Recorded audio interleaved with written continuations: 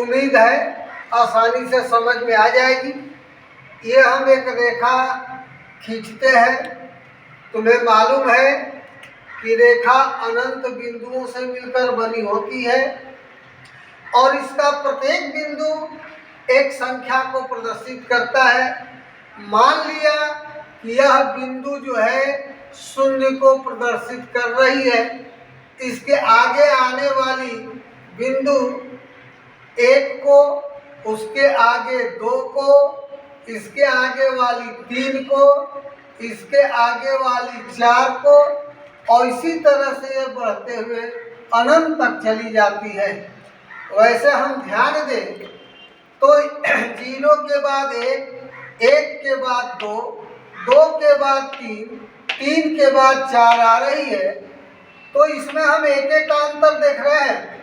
अगर हम दाएं से बाएं की ओर आए तो 4 से 3 प्राप्त करना है, तो 4 में से 1 घटाएंगे तो 3 प्राप्त होगा, 3 में से 1 घटाएंगे तो 2 प्राप्त होगा, 2 में से 1 घटाएंगे तो 1 प्राप्त होगा, 1 में से 1 घटाएंगे तो 0 प्राप्त होगा। इसी क्रम में यदि हम 0 में से 1 घटाएं तो इधर हमको -1 मिलेगी।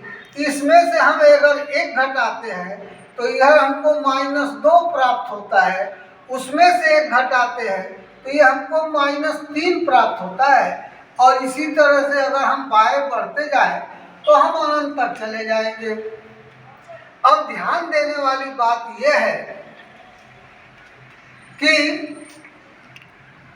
इन संख्याओं का बंटवारा करें तो 0 से लेकर के अनंत तक की ये सभी संख्याएं धनात्मक पूर्ण संख्याएं कहलाती हैं, जबकि -1 से लेके अनंत तक की संख्याएं ऋण पूर्ण संख्याएं कहलाती हैं। इन संख्याओं का विभाजन किया जाए तो 1 से लेकर जो अनंत तक की संख्या होती है ये सभी प्राकृतिक संख्याएं कहलाती हैं। इन दो पूर्णांकों के बीच में अनंत बिंदु है, इनके बीच भी अनंत संख्या आएगी, अर्थात इनके बीच में वास्तविक, काल्पनिक, परिमेय, अपरिमेय, अपूर्णांक तमाम संख्या होंगी। अब तुम सोचोगे कि ये 1 और 2 के बीच में कितनी अपूर्णांक संख्या होगी, तो चूंकि इनके